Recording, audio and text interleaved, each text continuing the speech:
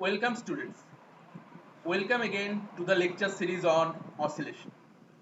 So in today's class, we will discuss about the solution of second order differential equation, determination of complementary function and determination of particular integral. So let us start.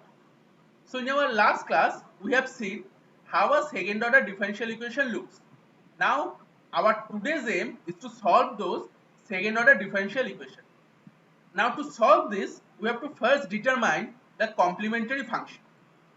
So you see, first we have taken a homogeneous second order linear differential equation with constant coefficients, and it looks like d2 by dx2 plus a dy dx plus by equal to 0. So you have to remember that for complementary function, you have to put the right hand side to be 0. Okay, so I am repeating again. When you are solving for the complementary function, you have to put the right hand side to be 0. Then you start solving.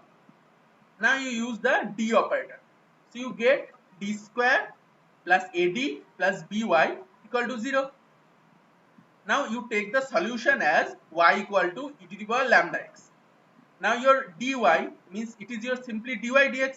So you will have lambda e to the power lambda x, and your d square y equal to lambda square e to the power lambda x. Now you put these values here. So you will get lambda square plus a lambda plus b e to the power lambda x equal to 0. Now your e to the power lambda x cannot be 0 because see, it is your trial solution. Your trial solution at the first step cannot be 0.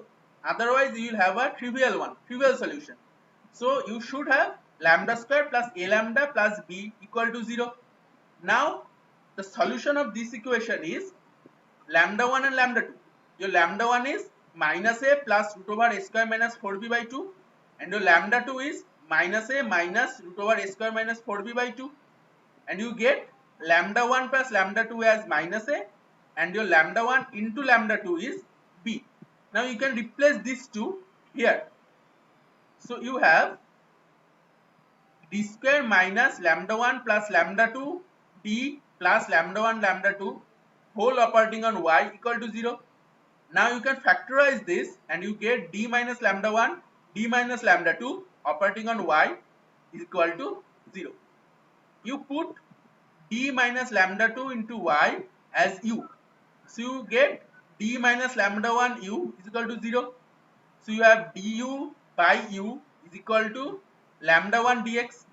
Now upon integration, you get ln of u is equal to lambda 1 x plus some constant term. We take it as ln of a. So we can express this in more simplified way as u equal to a e to the power lambda 1 x. Now we can write, see, this was your u. So d minus lambda 2 operating on y is equal to a e to the power lambda 1 x. Now we multiply both sides using e to the power minus lambda 2x. So you get this equation. Now upon simplification and integration, we end up with the solution as y equal to c e to the power lambda 1x plus b e to the power lambda 2x. So c and b are two arbitrary constant, and c is a by lambda 1 minus lambda 2. You see, you get two arbitrary constant. Okay. Now you should have three possible conditions out of this. So what was the first one? You can have a square is greater than 4b.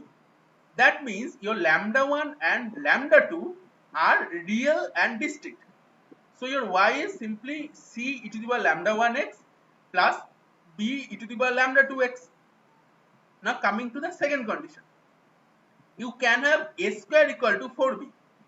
That means your lambda 1 and lambda 2 are equal. So then we can write this equation as d minus lambda 1 whole square operating on y equal to 0. Now you define d minus lambda 1 y as z. So you will get again d minus lambda 1 z equal to 0. So your z is c2 e to the power lambda 2x. So by just solving this equation, we get z equal to c2 e to the power lambda 2x. You just integrate. Okay. Now substitute this z in the definition of z. So you get d minus lambda 1 operating on y is equal to c2 e to the power lambda 2x. So upon integration, you get the solution as y equal to c1 plus c2x into e to the power lambda 1x. So this is the solution for your case 2. Now going to the case 3. Here your a square is less than 4b. That means your lambda 1 and lambda 2 are complex. So your solution will be y equal to this. We have replaced lambda 1 and lambda 2 with two complex numbers because these two are complex. So we have alpha plus I beta and alpha plus minus I beta, and alpha and beta are constant numbers, real constant numbers, and I is the your complex number root over minus 1. Now we can simplify this as this. They will have y equal to e to the power alpha x p cos beta x plus q sin beta x, where we have defined p and q some other constant as c plus b and I into c minus b. Moreover, you can put p as a cos delta and q as a sin delta. So your solution will be y a e to the power alpha x cos beta x minus delta. So here a and delta are two constant. Now you see, for the three cases, your solutions have two arbitrary constant in the solution. Why? You remember we have started the second order differential equation. So whenever we solve a second order differential equation, your solution always have two arbitrary constant because it is a second order equation. If it is a third order equation, you will have three arbitrary constant. If it is a nth order equation, you will have n arbitrary constant.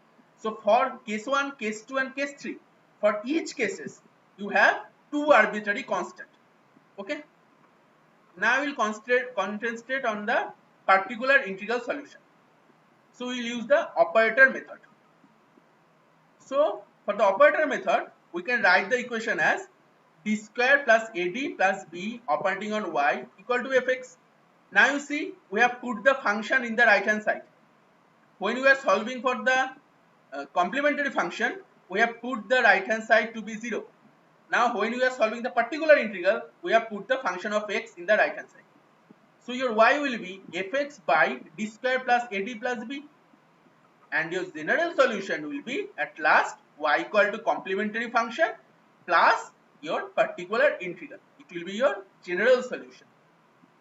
Now let us take a problem. You have to solve d2y dx2 minus 6 dy dx plus 9y equal to x square. You have to solve yourself this, and you will get the solution to be this. I will ask you that you should try yourself and check you get this solution or not. It just follow the procedure I have discussed in this lecture and you will get this solution. So what we have learned today? We have learned the complementary function. We have learned about the particular integral. Thank you.